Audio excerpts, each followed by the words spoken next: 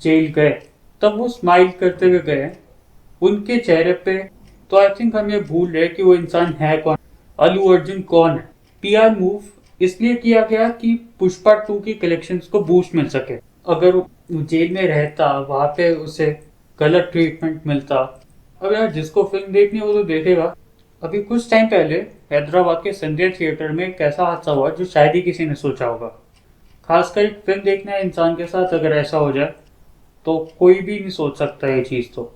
But उस चीज़ का इल्ज़ाम सिर्फ एक इंसान पर डाला गया है, वो है अल्लू अर्जुन, जो अपने फिल्म के प्रीमियर के लिए उस वक्त वहां पे आया हुआ था, जिसकी वजह से काफ़ी भीड़ इकट्ठा हो गई थी।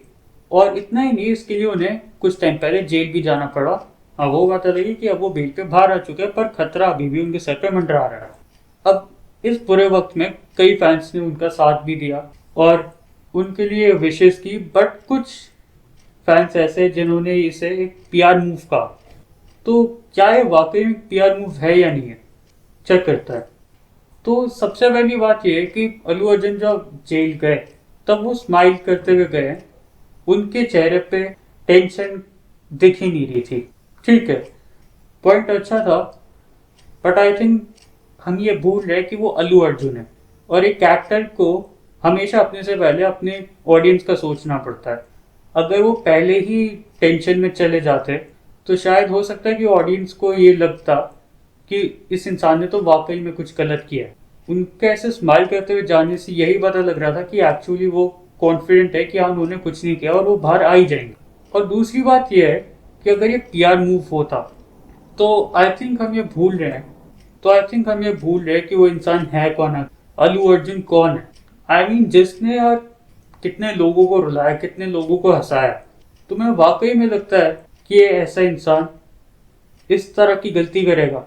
अब दूसरी बात यह है कि ये पीआर मूव इसलिए किया गया कि पुष्पा 2 की कलेक्शंस को बूस्ट मिल सके। तो हाँ, पुष्पा 2 की कलेक्शंस को बूस्ट मिला और वो भी 70% बूस्ट मिला। बट अगर ये पीआर मूव है तो उस वजह से पुष्पा 2 को सिर्फ आंध्र प्रदेश में फायदा होना चाहिए था। बाकी जगहों पे फायदा क्यों मिल रहा है?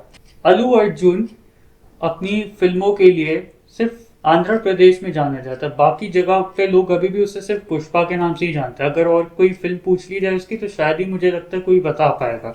तो अगर वो पीआर मूव होता भी तो सिर्फ आंध्र प्रदेश में ही काम करता। तो एक्चुअली में पुष्पा इंटरनेशनल है और उसे इंटरनेशनल लेवल पे ही सोचना पड़ेगा और वो सोच के पीआर मूव खेलनी पड़ेगी। और तीसरी बात ये कि अगर ये पीआर मूव होती तो उस एक ही दिन में बाहर क्यों आ गया? अगर पीआर मूव है तो कम से कम दिखना तो चाहिए ना कि वो इंसान जेल में रह रहा है। अगर वो एक ही दिन में बाहर आ गया तो एक ही दिन में कितनी सिंपैथी बटोर लेगा? 2 दिन, 3 दिन, 4 दिन, एक ही दिन क्यों? अगर वो जेल में रहता, वहां पे उसे गलत ट्रीटमेंट मिलता, दिखाते उसके साथ बुरा भला हो रहा है, बट वो एक रात पे गया और अगले दिन वापस आ गया। ऐसा क्यों? खैर, मुझे तो नहीं लग रहा जो चीजें हुई उससे देख के कि एक्चुअली एक पीआर मूव था। चीजें अभी भी पूरी तरह नॉर्मलाइज नहीं हुई है। अगर ये पीआर मूव होता तो एक्चुअली में चीजें अभी नॉर्मलाइज हो जानी चाहिए थी। बट ठीक है, पुष्पा की कलेक्शंस को ग्रोथ मिला, लोग अब उससे ज्यादा देख रहे हैं। उसने आरआरआर और केजीएफ का रिकॉर्ड भी तोड़ दिया है। फिर आंध्र प्रदेश में बाहुबली 2 का रिकॉर्ड भी तोड़ देगी। तो जो भी हुआ पुष्पा 2 के लिए तो अच्छा ही था और अपने को सिर्फ पुष्पा 2 से ही मतलब है। अब यार जिसको फिल्म देखनी है वो तो देखेगा, नहीं देखनी जिसको वो तो बोलेगा ही जिसको जो बोलना है। तो यार मेरा मन करेगा तो एक बार मैं भी और देख ही लूंगा, नहीं तो खैर अभी आज के लिए तो मेरा हो गया। तो मैं अपनी सभा को समाप्त करता हूँ और मेरी तरफ से नमस्ते।